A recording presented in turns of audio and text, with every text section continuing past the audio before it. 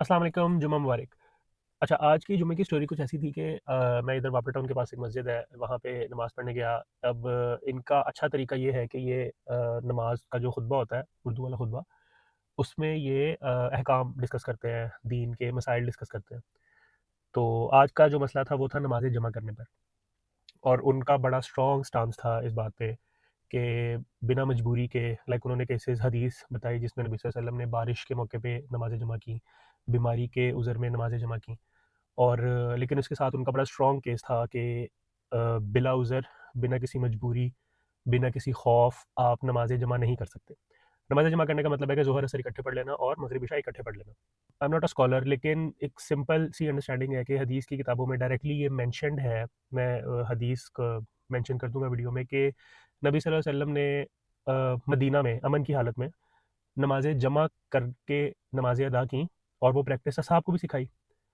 اور جب اصحاب نے پوچھا کہ آپ صلی اللہ علیہ وسلم آپ نے ایسا کیوں کیا، تو نبی صلی اللہ علیہ وسلم نے جواب دیا تاکہ امت میں کوئی تنگی باقی نہ رہے، کہ ضروری یہ ہے کہ آپ نے فرض ادا کرنا ہے۔ اب اس میں بہت ڈیبیٹس ہیں کچھ، اب ہمارا جو پورا ایک فرقہ ہے اہل تشیعوں کا، وہ پڑھتے ہی 3 نمازیں ہیں دن میں، ظہر اثر وہ ہمیشہ اکٹھے کرتے ہیں، مغرب عشاء وہ ہمیشہ اکٹھے کرتے ہیں۔ ان کے پاس بھی تو کوئی ریفرنس یا کوئی گائیڈ ہوگی نا۔ اور جو اہل سنت والجماعت والا جو پورا ہمارا فرقہ ہے، وہ سارا کا سارا 5 نمازیں علیحدہ اوقات پہ ادا کرتا ہے۔ مسئلہ یہاں ہے کہ یہ لوگ اس معاملے میں بہت اسٹرکٹ ہے کہ اگر اکٹھے بھی پڑھ لیں تو فرض ادا کرنا ضروری ہے، فرض ادا ہو گیا۔ ایشو یہاں پہ آتا ہے کہ جب یہ لوگ کہتے ہیں کہ اگر تم نے یہ کیا تو تم نے گناہ کر لیا، یہ تو اسلام میں ہے ہی نہیں۔ اللہ کے بندو، اسلام میں ہے تو ایک پورا فرقہ وہ عمل کر رہا ہے نا۔ ٹھیک ہے، انڈرسٹینڈنگ ڈفرینٹ ہو سکتی ہے، again I am not a scholar, لیکن حدیث میں جو میں نے حدیث ریفرنس کوٹ کیا ہے وہ صحیح مسلم کی حدیث ہے۔ اب اگر صحیح مسلم کی حدیث سے زیادہ آپ لوگوں کو کوئی کلیئرٹی چاہیے تو آئی ڈونٹ نو پھر آپ لوگ کس فرقے سے آپ لوگوں کا تعلق ہے۔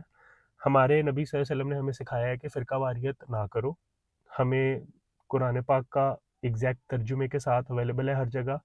ہمیں حدیث آپ نے نہیں زیادہ حدیثوں کی کتابوں پہ جانا، آپ صحاح ستہ پہ رہیں، مستند حدیثیں ہیں، مینشنڈ ہوتا ہے کہ کون سی صحیح حدیث ہے کون سی ضعیف حدیث ہے، اور بہت زیادہ نالج لینے کی اس میں ضرورت نہیں ہے، بیسک انڈرسٹینڈنگ ضروری ہے۔ جو چیز حدیث میں لکھی ہے وہ ہے، اور جو جس سے منع کیا گیا ہے وہ منع ہے۔